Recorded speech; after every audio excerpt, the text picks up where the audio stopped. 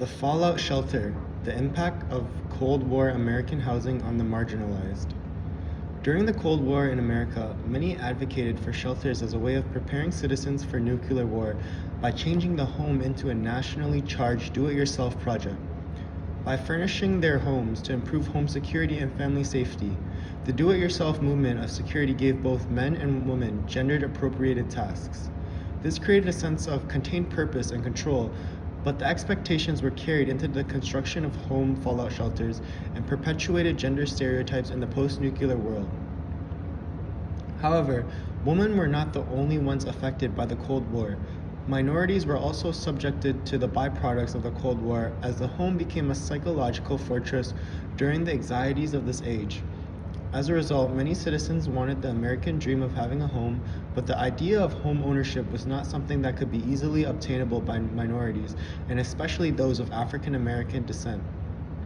In consequence, the history of shelter housing in Cold War America perpetuated both the stereotypes of women as well as African Americans. In the post-war period, the American dream was considered the good life, in which everyone wanted to own a home and start a family. However, the threat of Soviet aggression led to the home becoming a place of fortitude against the uncertainties of the future. The do-it-yourself shelter projects tied directly to this idea of the good life and the increase in home ownership/suburbanization. A statement was made by William Levitt declaring that no man who owns his own house and lot can be a communist. Understanding the political and ideological power of the private suburban home, Levitt opened the suburbs to the middle class and offered a solution to the post-war housing shortage. In 1947, he revolutionized the production process of housing by creating thousands of four-room, 700-square-foot Cape Cod-style houses, which were situated on 60 by 100-foot lots. These towns would be placed on an assembly line with pre-cut lumber. By using a built assembly line and pre-cut parts, 30 houses could be built a day. Finally, by purchasing a home in Levittown, Americans would buy into the American dream and would be given a single-family home with a yard. Tying back to this idea of the do-it-yourself shelters, the unfinished attics of the homes would leave room for home improvement activities. However, sadly, one group of people would have a hard time buying into this idea of the American dream. During this time, there was racial prejudice against African American families. If one house were to be sold to an African American family, then 90 to 95% of white customers would not buy into the community. As stated by Levitt, he said, "We can solve a housing problem, or we can try to solve a racial problem, but we cannot combine the two." However, even if you wanted to sell homes to African Americans, there was a federal policy placed against them in which loans would only be given to white people.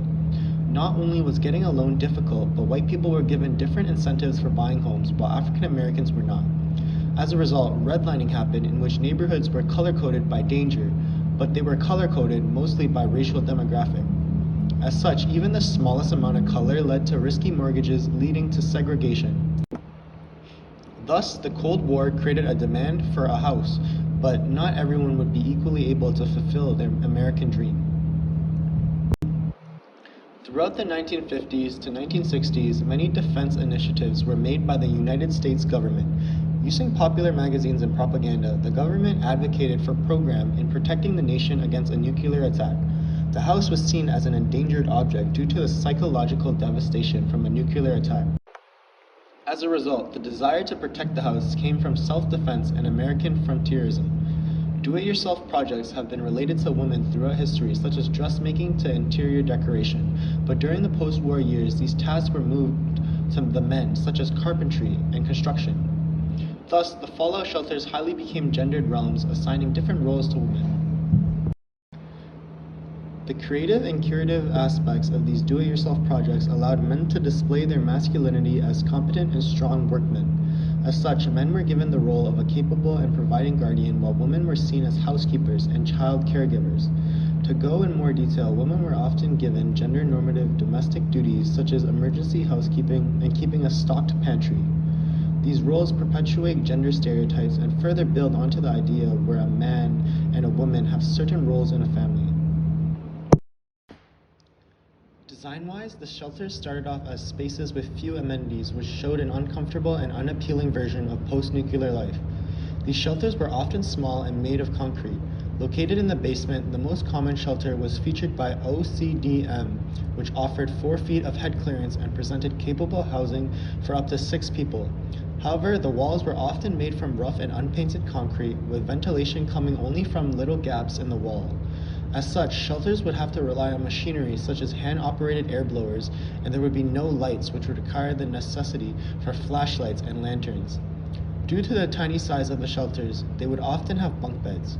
All in all, although the shelters may have seemed unappealing, they would improve the value of homes as they could be used as another space if not used for shelter.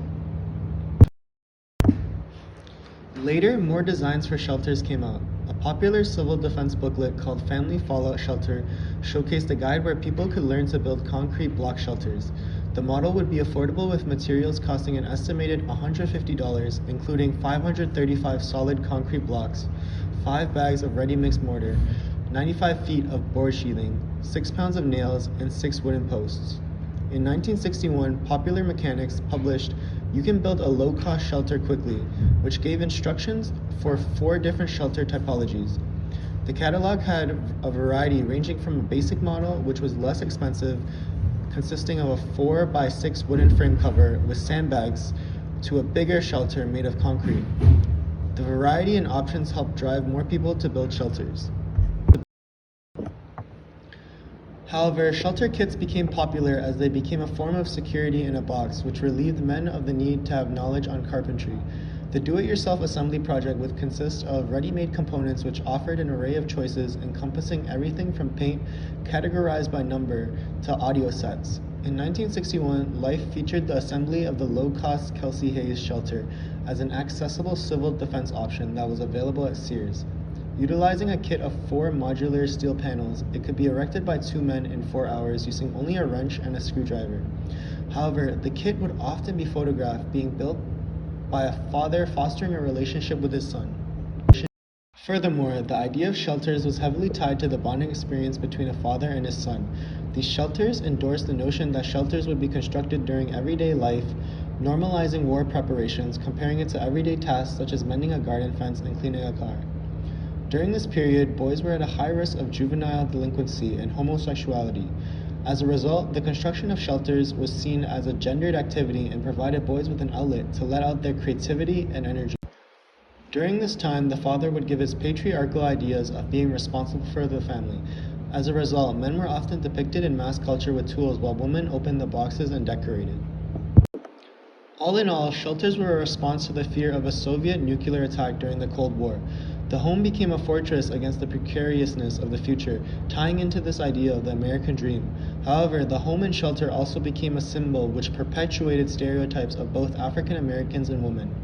As such, the fallout shelters may have had the intentions of preparing for a nuclear attack, but it had a more devastating impact on the marginalized groups of America.